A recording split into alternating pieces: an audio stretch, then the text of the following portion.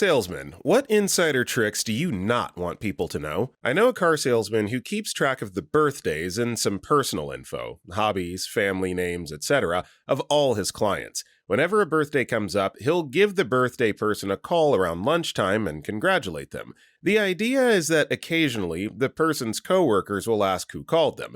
They'll be stunned to hear that it was a salesman who sold the person a car 3 years ago, and that he didn't even try to sell anything. He just asked how the family was doing, how the golfing is going. It's so harmless, yet so devious. Yeah, basic human decency. What a concept. Who knew that could get people to like you? Next story. I sell sophisticated debt products to people who own commercial real estate. In my opinion, the best trick is be relatable. Be like the client. Make them feel like you're similar to them. Don't wear a $2,000 suit if they're always in jeans. Don't talk sports with someone who's into politics. If they cross their arms when they speak, you should cross your arms when you talk. They don't like eye contact? Don't make a lot of eye contact, etc. Next story. I don't think people realize how disposable salespeople are to companies. If you don't hit your quota or revenue target, you're often replaced. Companies treat salespeople like gold when they're hitting or exceeding a target, but miss? You're crap on someone's shoes. Next story. I worked at a shoe store for a while during college. All of our stock was out on the shelves, all ready for sale. Whenever someone would ask if I could check the back to see if we might have their size in the stockroom, I didn't have the heart to explain that all of our merchandise was already out on the shelves. I'd just go into the back and stand there for 30 seconds to a couple minutes to create the illusion that I was really looking hard for them. Yeah, Mythbusters alert here. This is absolutely a thing. There aren't any extras in the back of things that aren't on the shelves. And I mean, honestly, when's the last time anyone asked someone to go to the back and check, and they came back with said item? Usually doesn't happen. Next story. Not all salespeople are going to try to manipulate you into buying something you shouldn't. I've been in sales my entire professional career, about 35 years, and I sell technology solutions. I know, very broadly defined, but accurate. My whole secret to success is to find out as much as possible about the needs and wants of the customer I'm working with and try to find a solution that gives them the most value for the money spent while solving the problems they identified as their primary need. I will also straight up tell them if I think they don't understand something, which might lead them to a decision they would regret later. I will also tell them if I don't have the right product to solve their problem, and will send them to a competitor if I know they have a solution that clearly fits the need better than mine. After all this time, I have an extensive network of referral business. Customers who don't even bother to find out if I sell a particular product or brand. They just call and say, "Do you have anything that will do this or that? What would you recommend?" They know I will shoot straight with them, and I always tell them how much I appreciate getting the first opportunity to sell them something, and many will always call me first. I tell my employees and associates to never let the call from a customer be a dead end. "No, sorry, we don't sell that," does not inspire a customer to call you back next time. "You know, that's not really my area of expertise, but my friend Steve at XYZ is a trustworthy guy, and he has a lot more experience with that than I do. Here's his number. Tell him I said to say hi, and thanks for giving me first crack at solving your problem," instills trust and confidence that you have their best interest in mind. I try to use the golden rule and treat people the way I would want my mother to be treated if she was a customer. I'm not rich, but I do okay and I sleep well at night. Next story. I literally go to the back to try and get my manager to do what it is you asked me to do. I have absolutely no control over any of the numbers, so I basically go to my manager and beg him to sell you the car for cheaper so I can get a sale. Even if I'm not making any money off the sale, it helps get our monthly bonuses. Sometimes it's just not possible to get what someone's asking because we have too much invested into the vehicle or something. But yeah, I always thought they were just going up and messing around and coming back and saying something else, but no, I actually have to basically fight with my manager to drop the price more. Next story. My uncle does jewelry sales. The markup is absolutely ridiculous and the competition has basically the same exact product. It gives you a lot of haggling power. If you want a $10,000 necklace, ask if he'll do $6,000 or $7,000. The salesman says no, go somewhere else who will. Next story. Something I picked up on when I was in Spain. Shopkeepers there will often have the cost of souvenirs considerably high, and then try to convince the tourist to buy by lowering the price as a special deal and act like they're losing profits on selling the items for less. I'm pretty sure this isn't specific to just Spain. I think this is just like the way economics works in general. Next story. With economics, the majority of big purchases, televisions, media players, laptops, phones, etc., are sold at price or often below. The company makes little, if anything, off of these. The reason they always try to sell accessories is these are marked up by crazy amounts. An HDMI cable could cost $2 and they flip it for $50. Protection plans are even better. You're literally paying for something that very rarely costs the company anything at all. Edit. Just a bit of psychology as well. Those in sales often smile and nod while asking yes or no questions, as it makes the other person much more likely to agree. Next story. My basic strategy is to be right up front with my customers. I honestly don't agree with shady practices and don't come in with a high price expecting to negotiate. I come in with my best price up front, and if you don't like it, I'm not going to pressure you to buy it. I also won't lie or deceive because I'll give you my phone number, and the last thing I want is for you to call me back unhappy. I rely on referrals for new business.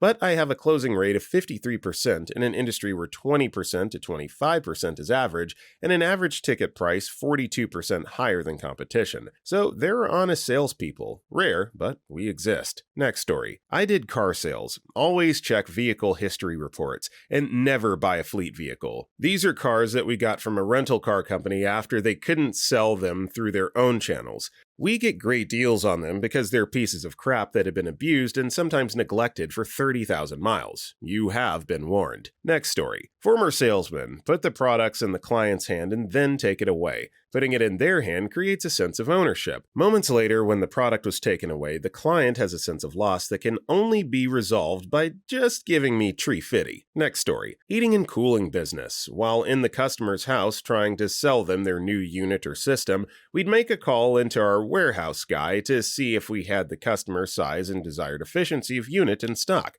Well, Mr. and Mrs. Jones, you're in luck. We've got one more system left in stock that would be a perfect match. Fear of loss strikes. If you guys want to go ahead with your investment today, we'd gladly knock another 10% off the price. We could be out first thing tomorrow and have it done by the end of the day, to take as little away from your busy lives and family time as possible. But this price is only good for today, and I can't guarantee how much longer we'll have that last unit in stock. Reality is, we didn't talk to a warehouse guy. We don't even really have a designated warehouse guy. We likely talked to someone on the other line that was in on it too. Hell, we don't even stock these units. Even if we wanted to, our shop isn't even big enough. The second you make the decision to go ahead with the job, we're going to scramble to get down to the supply house to make sure we can secure that system for your installation tomorrow. Oh, and that 10% off? The sticker prices were already inflated by 20% to give room to haggle. Yes, it's shady, I agree. When I say we, I was rarely personally involved in these tactics, and am more referring to the company and salesmen as a whole. But if you ever get an HVAC guy in your house pressuring you to make a decision on buying a system from them, get another quote. HVAC salesmen are some of the most slimy mother effers, and likely don't even know what's inside that box they're selling you. Next story. I'm a buyer. I deal with salespeople day in and day out. I could have a free lunch every day if I wanted to. A good salesman wants everyone to walk away from a deal happy. After all, if you have the possibility of dealing with a repeat customer, why would you do anything to tarnish that relationship for a quick buck? A crappy salesman will look for a quick buck. What's the best trick to deal with a salesman? Knowledge. Know everything you can about what you're buying before you buy it, and know what the market is for that item or service. What's the best way to spot a good salesman? They'll provide you with as much information as they can, even if doing so may incentivize you to buy from someone else, because they know that helping you make an educated decision will be the most likely route to making you a repeat customer in the long run. Next story. 1. Everything is always on sale. It's just consistently marked up. 2. You should know this. Be cool. You're not going to outsmart me with some secret trick. I literally do this for a living and have for a long time. Let me help you, and I'll give you everything I can. Try to beat me up, and I'll give you as little as it takes to close a deal. 3. I heard recently that people are generally after affirmation, not information. A big part of my job is justifying your purchase. When you ask how much something's going to cost in terms of maintenance, I'm really just there to confidently tell you not much. Next story. When I worked in the lawn and garden section of Sears, we were told to sell from the top down, meaning we'd listen to what a customer wanted and recommended the most expensive product that kind of fit their needs and work our way down in price until they found a product they liked. Once I found another job and put in my 2 weeks, I would just recommend exactly what people wanted and let them know all of the extended warranties on big things like tractors and snowblowers are complete BS, which they are. They're overpriced and cover almost nothing. Funny thing is, when I started doing this, people would recommend their friends to me and sales increased significantly. My manager threatened to fire me even though my sales were about 30% higher than the next best employee just because I sold 2 tractors in a week without an extended warranty. There's no point to that last part of my story, but I just wanted everyone to know how crappy Sears is. F that place. Yeah, you might as well take a subtle jab. You're never going to work for them again, so yes, expose. Give us the tea. Next story. A great place to start is by reading the book, Predictably Irrational. It really lays out some of the ways that the human mind can be manipulated. The next thing is to remember that salespeople who work on commission are sharks. They will slaughter your entire family for that commission because it means their family will eat. This is a natural response to the constant threat that they operate under, which will encourage sociopathic tendencies. Everything they say or do is to get money out of you. Next story. The reason it takes me so long to proceed with your order, question, purchase is not that I can't use my computer or that I'm dumb. I know it looks like that, but the true reason is our cheap boss. Our computers are just displaying software that runs on our main server in a different city, and it takes ages for the information to go back and forth, especially if you're using 1 MB per second connection. Yes, 1 megabit per second equals 125 KB per second. The total of around 30 people are using the same lousy server on that crappy connection at the same time. And yeah, we're running HTTP and mail server on that thing also. And your boss likes to perform some business analysis during the day, equals a database killer. Why not upgrade? Well, he says it's not necessary because right now we're using the bandwidth efficiently. Okay, at the end of the day, it's not me who will lose the clients. And he doesn't want to hear about different or additional servers because he paid through the nose for the one we have.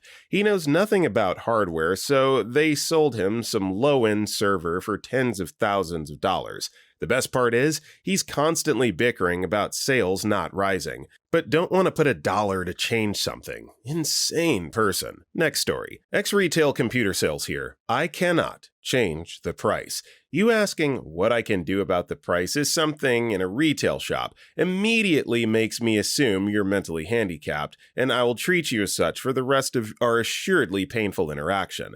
I also got no commission, so my advice was always genuine, but that varies store to store. Next story. I used to sell cable as vendor in retail stores. 2 things come to mind. If you don't ask whether the price will go up in the second year or whatever, the salesperson is not obligated to tell you if it will. We put you on an information diet. It will be in the contract that you sign, and it's up to you to read that.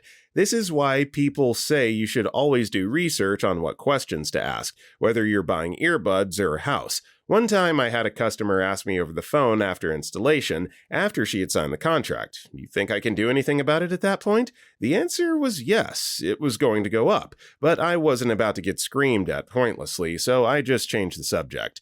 The second one isn't exactly a trick, but sometimes while chatting with the customer, they would tell me personal information that led me to believe that signing a 2-year contract was not a good financial decision for them at the time. A salesperson is not your parent or financial advisor. If they can get you to buy, it's going to happen. Next story. I was in tech support/sales at GoDaddy many distant years ago, so their current practices may be different now, and I was amazed at how effective their simple strategy was. At this point, I'd be surprised if other businesses haven't adopted this little technique. GoDaddy's tech support line would connect you to someone who is fully capable of fixing about 80% of the possible problems you might face and could quickly and easily escalate the other 20% to a more advanced and capable team.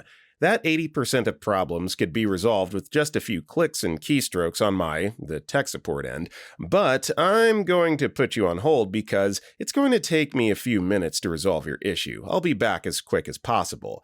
What I'm really doing while you're on hold is looking over your account information. I was looking for the best product angle to sell you on. Your issue took me seconds to fix, but I had you wait for a few minutes while I figured out the best strategy to get you to buy more stuff based on your current purchases and business history with GoDaddy. It could be something as simple as noticing your hosting subscription was about to expire and offering to renew it for you right then and there, or offering you common misspellings of your current domain name. The real kicker here is how effing effective this was. When I started, I was told I needed to sell a minimum of $1,500 of product a week if I wanted to get commission, which was a bonus to the already hourly rate of $14 an hour, and only if less than half of my sales total could be domain name sales for it to count. I didn't think I'd ever see commission, cause I'd been in plenty of sales positions before, and moving $1,500 a week when the average price per product is $10 to $15 was not going to be easy. I was so wrong. I was hitting $3 to $5K in sales each week, and it was the easiest sales I've ever done in my life. Trust was built in because I was fixing a problem you called to get fixed. Product was cheap and appropriately valued. I was hyper-informed. I knew exactly what to sell you. Misfires were rare. And to top it all off, existing customers' credit card info was stored on their account, so I just had to ask which card they wanted to use. No need to tell me anything about your card info, making it even easier for customers to say, yeah, go ahead. Next story. I'm not a salesperson. I'm in IT, but I used to work for a company who felt that every employee should be a salesperson, to the point where anyone but the most junior employees were given some level of sales training. The one thing that stuck with me is that salespeople are taught that if a customer comes to you to get a quote on a specific solution, he's already gotten sold that solution by someone else, is shopping for competing quotes, and you have basically no ability to win that sale. In order to get that person as a customer, you have to convince him that he wants something other than what he asked you to quote. Personally, as an IT guy that buys things on behalf of a company on occasion, I think this is bullcrap. If I come to you for a quote and you hand me something else, I'm just going to shut you down. I've already done a lot of research on what I need, and I don't have time to waste for you to sell me something that's almost certainly not what I want. Next story. Not a salesman, but my dad is one. His first job was when he was 17 selling vacuums. The first day he went with his manager for training. After talking to this woman for a while, he asked my dad to go to the next door. He did. Nobody was there, so he went back. When he got back, the manager had already sold one to the woman. When my dad asked later how he did, the manager said he lied and said my dad was his manager, and asked the lady if he could buy one to make him look good in front of my dad, the manager. Next story. Although I'm very curious how salespeople will answer, I find the issues raised by this question to be possibly more interesting than the question itself. Why would salespeople tell us tricks that they don't want us to know? What would their answers, whether helpful or unhelpful and whether honest or dishonest, say about the salespeople and their relationship to their work? Next story. Oftentimes when negotiating, I might quickly grab my manager to see if we can work on a better deal for you. In reality, the manager is probably just a coworker who happens to be nearby, but it gives the customer the impression that they're getting special treatment that a peon salesperson couldn't have offered. Also see that scene in Fargo when the salesman goes in the back to talk to his manager, but all he does is go in the break room for a minute to check out the hockey game. Next story. 1. Being willing to spend a bit more time thinking before you respond will neutralize about half of a good salesman's tactics, and almost all the ones used by a novice. Want to let the sales guys know you worked in communications or sales, advertising, industry psych, read part of Freakonomics, etc.? Respond to questions with, I need a minute to think about that, and be willing to walk away. Wait an hour or come back tomorrow. If you're willing to spend the value of your time, you can get the price you want. Conversely, people who spend more are essentially paying for the convenience of getting through the sale quickly and with minimal effort, even if they don't realize it. 2. Salesmen are economically motivated to reach out to you and make things as nice for you as possible. Don't worry about inconveniencing us. You don't need to apologize for not calling back in a timely manner or for taking up our time and not actually buying anything. It's our job to make you excited about buying a thing because you're paying for the experience too. 3. Nothing is more likely to derail a sales pitch than someone asking the price too early, before I've had a chance to build an emotional connection or an appreciation of value of the product.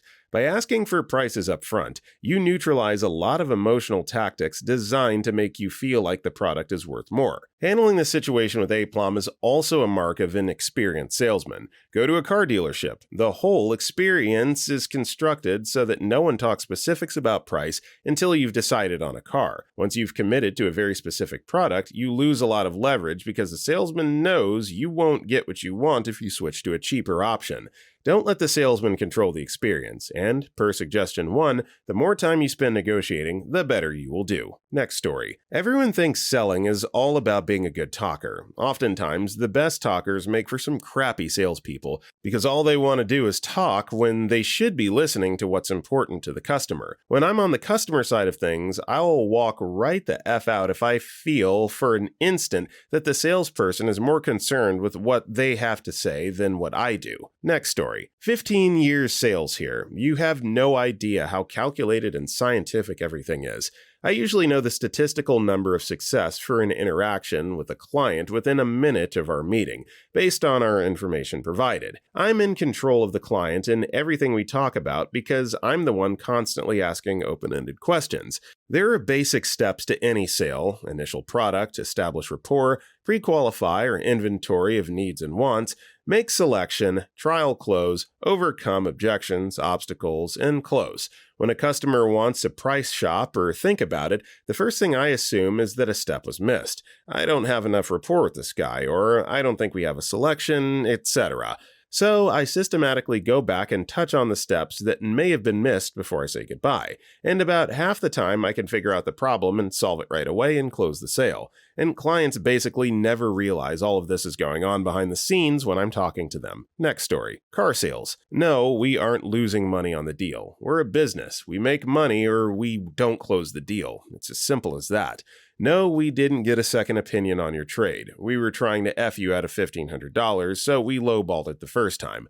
No, we aren't actually trying to sell 500 cars by the end of the month. I mean, we'd love to, but we only move 100 cars on a good month. I know what the ad says, but we don't even have 500 cars in stock. Yeah, I'm going to file this one in worst kept secrets of car sales, but thank you for enlightening us, OP, and just confirming that. Next story. That when I say I'm working from home, I'm not working. Also, the only difference between a salesperson and con man is intent. Of course, I'm trying to sell you a house, but if this location, neighborhood, price, or situation is in your best interest, I'm going to tell you why. You bet your ass I want to sell you this house. But if it's not, and a salesperson still pushes their agenda, that's where things get shady. Next story. I used to sell tutoring programs at a corporate learning center in New York. The tests that they give students are set up so that your kid will seem like they need help, and are in no way associated with the tests given at school by the teachers. The SATs and ACTs, etc., are real practice tests from textbooks,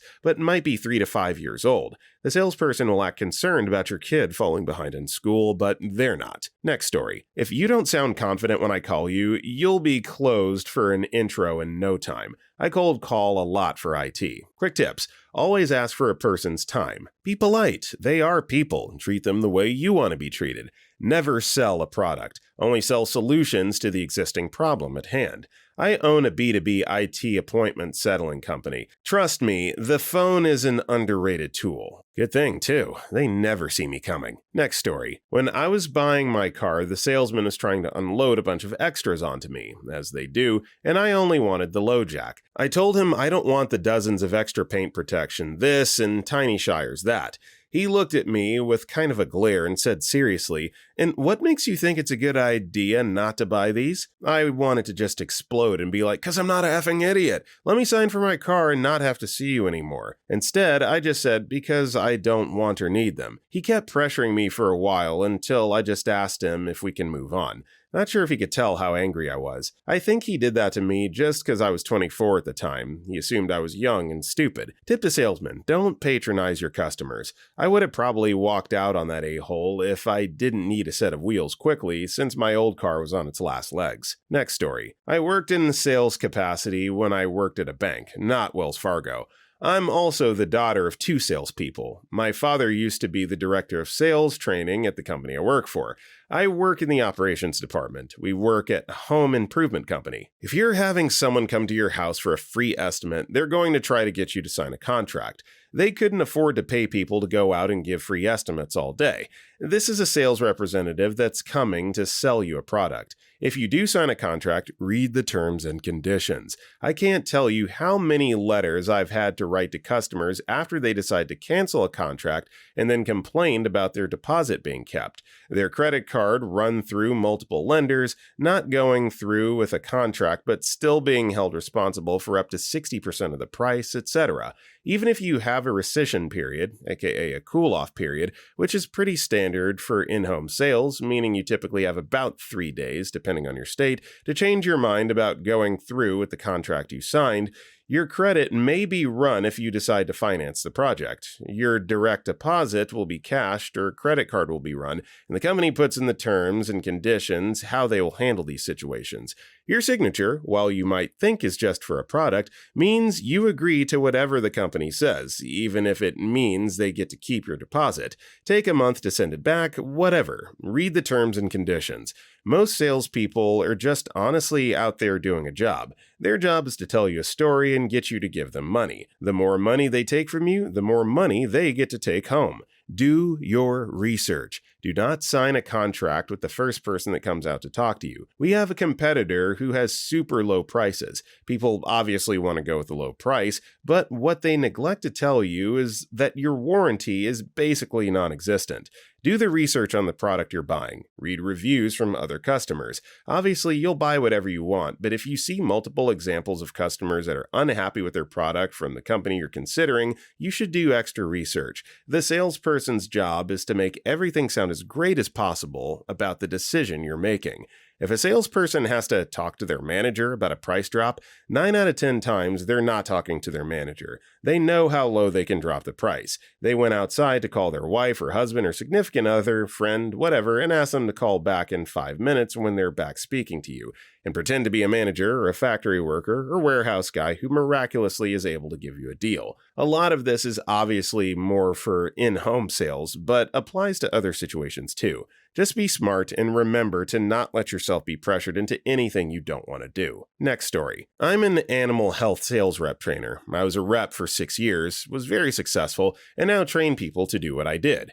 Our products and programs really can help our clients, vet clinics, but it's really up to the sales rep to convince the client that we can help them. For example, I came up with a marketing program to help a clinic out if they switched their flea and tick products over to my company's, and ended up increasing the clinic's flea to keep revenue by 200%.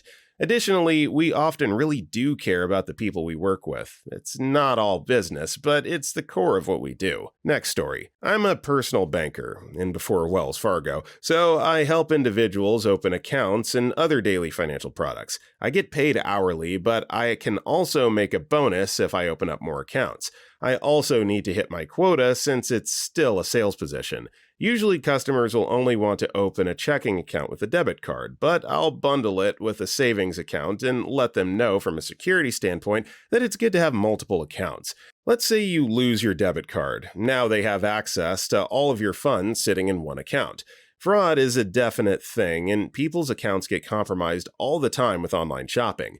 I'm helping you protect your money, but also trying to push a product on you at the same time. I view retail banking as the small-scale side to investing and having retirement funds. Financial reps always say you should have a diversified portfolio. It's the same with day-to-day financial products. It's not should I have A or B, it's I need A and B. Next story. Kind of related, but I was in sales for years. I always did pretty good, but I only did low pressure. The people who did buy from me were almost always like me, in that they respond negatively to any pressure whatsoever, and that will end a deal with them. Someone has to pick those deals up anyway. Most people, though, like seriously, most everybody, like to be pushed and told what they need to do by salesmen. Many don't admit it, though, even to themselves. It takes empathy to be a great salesperson because it helps you to identify with them, then tell them what they want to hear, while telling them what to do with their money. Next story. Work in retail, not a salesman though. If I give you a pen, you will most likely use it to write something. If I ask you to sign up for something and then subtly place the pen in front of you, you're more likely to write something down. It's just a weird psychological trick. People want to write things down pertaining to themselves.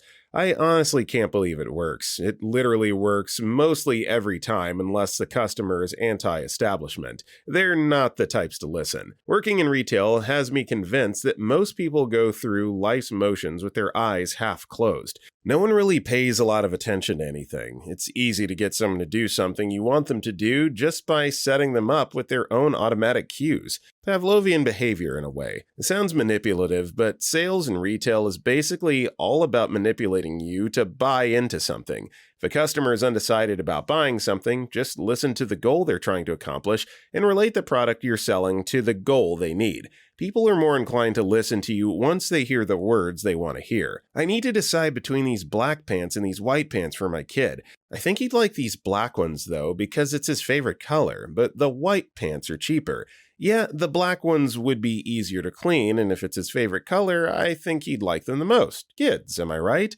That's what I was thinking too. I'll buy it then. People just need reassurance most days. That's what gets them to buy things. Reassurance that their decision is the right one. Like I said before, many people who shop just go through the motions. Not a lot of people put a lot of effort into it. Reassurance will push them towards buying something they're undecided about because A, it's less effort than constantly deciding on something by themselves, so they're effectively shifting some responsibility to you, and B, they want to hear that they're right because everyone likes that feeling. Next story. Not everyone is trying to scam you, and some do believe that the product is the best that you could get your hands on. When you say, "I'll think about it," that usually means no. Even if you're actually in need of thinking about something, salesmen are there to answer questions because the billboard's a lot more effective for people to see about business, but if you want to know about business, you need to talk to a person. Next story. I did custom picture framing. The job I was at was very design-focused. We tried to make things look their best without concern for price.